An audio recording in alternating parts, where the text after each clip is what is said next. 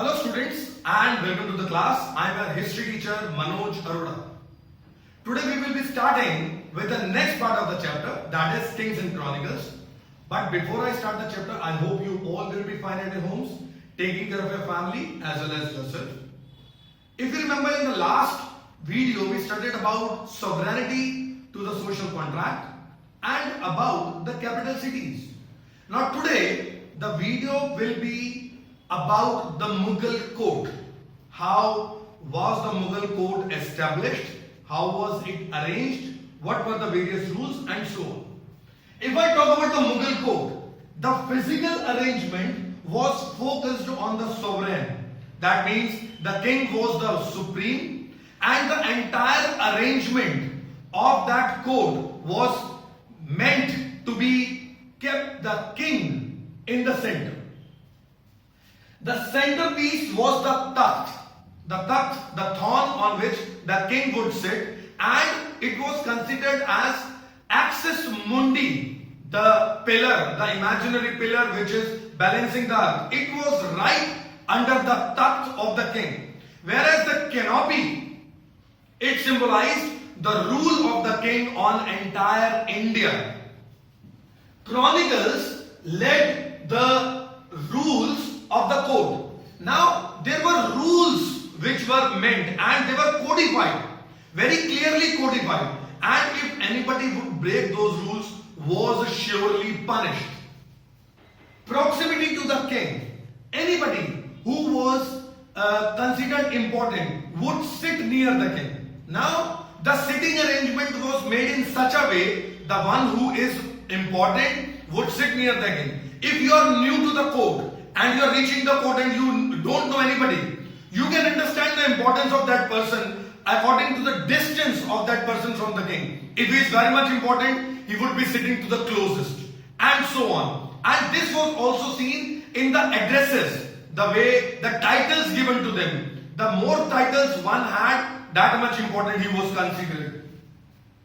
Once the emperor would sit down on the throne, then nobody was allowed to leave the court without permission. The slightest infringement in the rules was very deeply punished. There were various forms of salutation. There was a relation between prostration and status. The deeper one would do the prostration, the higher it would be the status. That was considered. And sajda, which was in the time of Akbar, it was called complete prostration. Whereas Shah Jahan introduced Chahar Taslim and Zameen Bos. Zameen Bos means totally lying down on the floor and kissing the floor. Whereas Chahar Taslim meant that you have to keep this part of the right hand on the floor and then touch your hand to the head or the headgear, whatever you are wearing, and it would be done 4 times. This was called Chahar Taslim. There were protocols for envoys also. Anybody, any ambassador or envoy who would come up, he would come to the king and he would lie down, he would bow down as much as he could. Either he had to lie down, or he had to kiss, or he had to keep the hand in front of the chest, as it was done in the Persian customs. It is told that Thomas Roe, when he came to the king, to the court of Jahangir, he did not bend too much, and even he asked for a chair, which astonished everyone that how could he do such thing in front of the king. Now coming up to the emperor's day, how would his day start? He would take a bath, he would do his personal prayers, then he would sit in the jharoka. Jharoka was a kind of window from where he would give darshan to the common public. Now it was considered in the Mughal polity that it would give more acceptance among the people, and moreover, as the king was considered as somewhere having the power of God, that divinity in them, the people considered it to be very auspicious to see the king, and king would show his face to all the people and listen. After that he would go to Diwan-e-Aam, where he would listen to the request, petitions and normal cases which came to his court. Approximately after 2 hours, he would move to Diwan-e-Khas, in which he would only meet his special officers, his ministers, those who had special ministries, and he would discuss very special things only.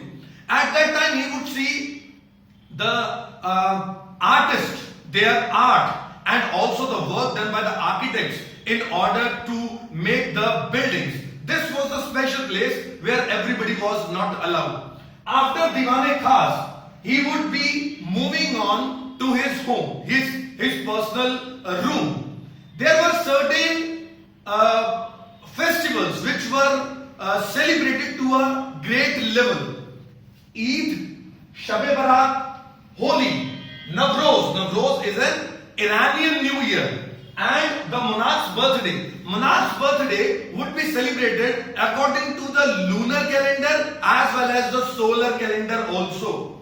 Beside that, on these festivals, on these occasions and on these birthdays, the king would be weighed down according to his weight onto different commodities on one side and king on the other, and these commodities were given to the people in charity.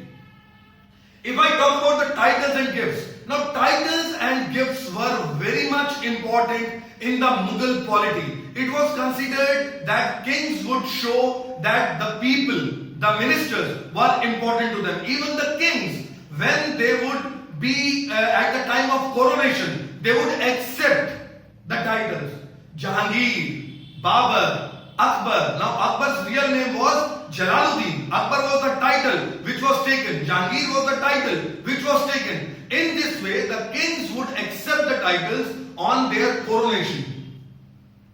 High sounding titles were there. They were rhythmic.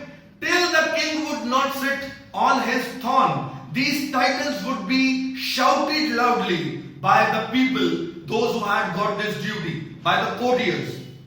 These titles were also mentioned in the coins also. As I told, that granting the titles was important to the Mughal polity. Now these titles, either they could be earned or they could be paid for. For example, Asaf Khan. From where did this title originate? This title originated from the legendary minister of King Solomon, Prophet King Solomon. Asaf Khan was the great minister, and these Mughals would give the title Asaf Khan to their important ministers. Similarly, Mirza Raja was the title given by Aurangzeb to Jai Singh and Jaswant Singh. But sometimes the people would pay for it. For example, Mir Khan paid 1 lakh rupees to add Alif, that means A, in his name to become Amir Khan. He paid 1 lakh rupees. And not only titles, there were other ways also by which the kings would be telling their ministers that they were important. What were things? The robe of honor. Now what is this robe of honor? The king would be giving his clothes which he had worn. It would be containing his best wishes, his blessings and his benediction on these clothes, and these would be gifted to the ministers. They were considered very important and very respectable. They were not given to all. Besides that, the sarapa. Sarapa would be considering from head to toe. It would contain a tunic, it would contain a turban and a sash. This was called sarapa. Then Padma Murassa. It would be a lotus, and beside that there would be jewels which would be given to show a person is important, and it was a kind of inam, a prize given to a person. Courtiers, whenever they would approach to the king, it was considered that they would never approach empty-handed. If it is a small amount of money, it would be called nazr, and if it is a huge amount, it will be called peshkash. But it was considered if anybody is going empty-handed, that means he is not showing respect. In diplomatic relations, gifts were the sign of honor. If you want to show that you respect a lot, that means you have to pay or you have to give a very costly gift. A general gift was not allowed. It is told that at one occasion, Asaf Khan, he had returned a ring which was given by Thomas Roe. Although Thomas Roe was very much disappointed when his gift came back, but the cost of that ring was only rupees 400, and Asaf Khan did not like this and he returned this ring back. That's why I'm saying that in diplomatic relations, gifts were the sign of honor. That as much you are showing respect, if you want to show respect, in that you have to give the more costly gifts, more money. That was more respect, especially in the diplomatic relations. I hope you must have understood this chapter. I'll finish up the chapter today here only.